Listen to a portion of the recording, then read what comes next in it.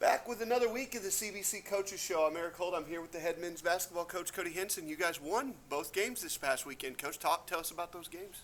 Yeah, I thought our guys played really well. The attention to detail and the game prep over the last week was really well. I thought we've been doing a good job of defending not only in these two games, but since we came back from Christmas.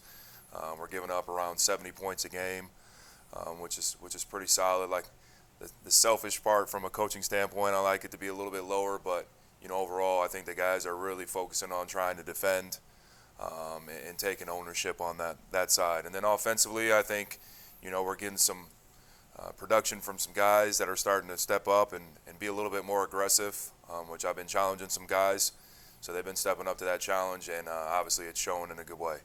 A couple of those guys, Tyler Johnson had a great weekend, and so did Mac Reed. Talk about those two guys for us. Yeah, I've been really challenging Ty to just on the offensive end be more aggressive with his shot and attacking the rim and capitalizing on mismatches, specifically in the low post.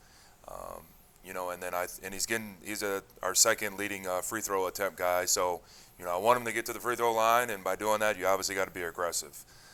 And I thought he was patient, he was poised, he took good shots, high efficient shots, and didn't settle on just maybe the first shot because he was open.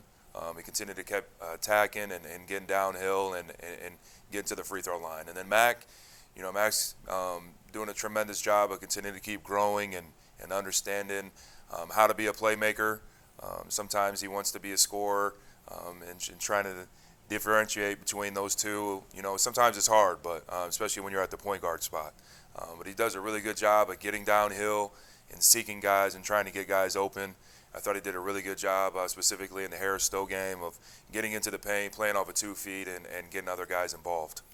What was the emotion like after you guys watched the women win Saturday? How did that fuel you guys? Well, I think there's nothing better than, when your own squad wins a game and kind of gives us momentum going into our game. So it kind of juiced our guys up, and then they were fired up in layup line and getting warmed up for our game. So it's definitely a positive advantage for us, and shout out to them for that crazy game winner. 2 games this week, both at home. Mission on Thursday and Hannibal on Mission tomorrow night, and then Hannibal on Thursday. You lost both of those games the first time, but talk about how you guys are going to get ready for those 2 this time. Yeah, those were our first 2 games coming back from break, where we got a chance to have all of our guys that haven't had a chance to play the first semester. So I'm first and foremost, I'll take accountability for figuring out rotations and trying to maybe take some minutes here and add them to somewhere else and vice versa. And so it was a challenge for everyone to try to figure out their role and what they can do to help us be successful. Specifically Mission in our last 7 games, even though we're giving up 70 points per game, Mission was a game that we gave up the most points so far.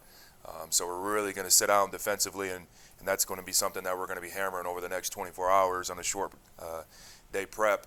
We definitely got to defend the 3 and then keep them out of the paint, because they like to put up a lot of points. I mean, they want to average 90-plus points a game. So we just got to make sure that we're really locked in defensively and not falling asleep, especially in defensive transition. And then the Hannibal game is one of those tough ones that we ended up losing by 1 point. We were up early on them, and then we just didn't put our foot on the pedal and continue to keep going. And that's a learning aspect for us, and I think we've kind of learned and grown from those 2 games on both ends of the floor. I mean, they're a good, solid team, and ever since they beat us, they've been rolling on their end. So, kudos to them. But, it's going to be 2 challenges that we got to protect our home floor. And like I've been telling the guys, we're in the second half of conference, and we got to control what we can control. And we did that this last week, going 2-0, and our mindset this week is to go 1-0 and then 1-0. Coach, thank you very much for joining me, and we'll be right back with Corey Heffentrager after this. Welcome back to the CBC Coaches Show. I'm Erik Holth. I'm here with the head women's basketball coach, Corey Heffentrager. You guys split last week, losing to UHSP but beating Harris-Stowe. Talk about those games for us, Coach. We were kind of in an interesting scenario last week. We actually have not gotten to practice since tomorrow will be 2 weeks since we've had an actual team practice. We played Williams before the snow hit. The kids were all sick, so we ended up giving them those 2 days off, and then the snowstorm hit, and we didn't practice at all. So we hopped on the bus Thursday to go play Pharmacy. Pharmacy's a good team. They execute their game plan well, run the floor, they crash offensively, and I thought the kids played really, really hard. We just couldn't keep up with that pace after having a few days off. I think it could have been different if we would have got to practice and prepare for it, but they still, given the circumstances, came in and played well. And then still didn't get to practice on Friday up in Missouri, so Harris-Stowe, we didn't know what to expect out of them, but they executed our game plan perfectly and what we wanted to do, and resulted in a win. Reagan broke or tied 3 school records this week, and then Addison hit a huge shot on Saturday. Talk about both of those two. Really big games for both of them. Reagan having 39 points, broke the single-game free throw record that game. She kind of got in her head finally that, you know what, they're going to have to stop me. And we kind of realized, I'm very proud of the team. In the fourth quarter, I remember that it was 37 points. I saw she had 30, and I kind of told the team, I was like, hey, you've got a teammate that has the opportunity to do this. And they were like, absolutely, let's get her the ball, let's feed her. So everyone bought into that, which is just really, really special when that happens. So we're super proud of her. And then Addison hitting the game winner. It was just a crazy sequence of events, but so proud of her for that one. It was an awesome shot that she hit, big time.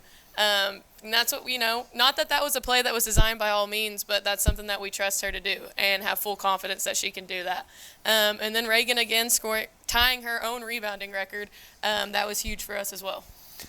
3 games this week for you guys, 2 here at home against Mission and Hannibal, and then at Cotty on Saturday. Mm-hmm. Talk about those games. This is a really, really big week for us. This is one that could kind of allow us to turn the tides and go on a 3-game winning streak possibly. All 3 are very winnable games. Beat Hannibal, lost to Cotty, lost to Mission, very close games. So we kind of sat down as coaches and talked about it, sat down with some of the players, and we're like, look, you have the possibility to go on a 4-game win streak, and that would flip your conference record around. And we just sat down and looked at everything. So all 3 very winnable games, super excited for them. Just got to spend some time preparing and getting ready for each one. Coach, thanks for joining me, and we'll be right back with Keith Hinson, the softball coach, right after this. Welcome back to the CBC Coaches Show. I'm Erik Holth. I'm here with the debut of the softball coach, Keith Hinson. You guys opened your season with 4 games in Louisiana this weekend. Talk about those 4 games for us, Coach. Yeah, we had 4 games. We knew they were going to be a little tough, and of course they was. Our batting was good. We had probably 5 girls that batted over 300. Had a batting average of about 324 for the weekend. So we were pretty good at the plate, and our defense was okay. Got a few things we need to work on. One of the biggest things is we gave up a few more runs than what I wanted to this weekend. So we got to try to fix on that a little bit before we go back down there this Friday. Corey Truelove batted .692 this week, you mentioned, and then Riley Keel had an outstanding start in the last game. Talk about both of those girls. Yeah, they did good. Corey really hit the ball solid. And Corey, as she's a natural home run hitter, but this weekend, she hit so many line drives. Down first base line, she was really seeing the ball good this weekend. And the same thing for Riley. A lot of times I don't let the pitchers hit when they're pitching, but she did a good job, and we talked about it a little bit. And she's one of the few pitchers that can separate hitting along with pitching. So she did an excellent job, and she came good at the plate and on the mound. 4 games again this weekend in Louisiana. Back down at Alexandria. Talk about those, Coach. Yeah, it's going to be tough. I was looking this weekend. 4 teams that we're playing have a combined record of 10-1 this season. So it's not going to be an easy task either. So same thing. We know a few of the things we need to work on that'll make us a little bit better, and we're going to get that done, and then we'll be ready to go. Coach, thanks for joining me. We'll be right back after this with Ken Prophete to wrap up this week's edition of the Coaches Show. Thank you. Here to wrap up another episode of the CBC Coaches Show, I'm Erik Holth. I'm here with the wrestling coach, Ken Prophete. You guys have been off for a couple weeks because of this weather. How's that affected the team, Coach? Not in a bad way. It sucks not being able to compete.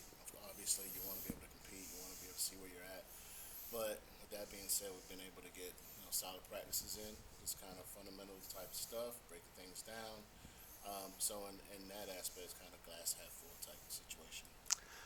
You got a duel left coming up tomorrow night, and then 1 tournament left before the conference tournament in the middle of the month. Talk about both of those. Yeah, we got a duel tomorrow against Oklahoma Wesleyan. Oklahoma Western is a pretty solid program. It should be a good competition for us, not far away from us. So a good way to close off our dual season. And then this weekend is going to be the Missouri Valley Open. The competition is going to be just as fierce as it would have been if we went to the invite. Unfortunately, we couldn't go because of the weather. But it's definitely a good way to close off the season as well. See good, solid competition, and get the guys in the right headspace to get ready for conference. Coach, thanks for joining me. Thank you for watching another edition of the CBC Coaches Show. We'll be back next week. See you then.